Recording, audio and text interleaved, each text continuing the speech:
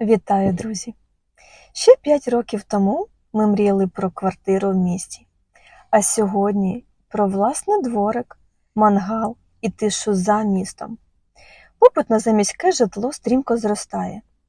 Люди обирають таунхауси й дуплекси, тому що це власний вхід і земля, більше простору, ніж в квартирі.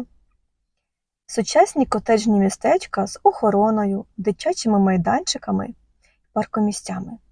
І все це по ціні двохкімнатної квартири в місті.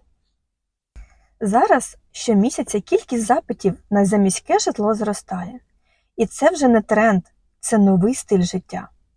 Якщо ви мрієте про простір, тишу і свободу, заміське життя може стати вашим ідеальним вибором. Звертайтесь, ваша надійна помічниця у світі нерухомості Олена Зуб. Дякую.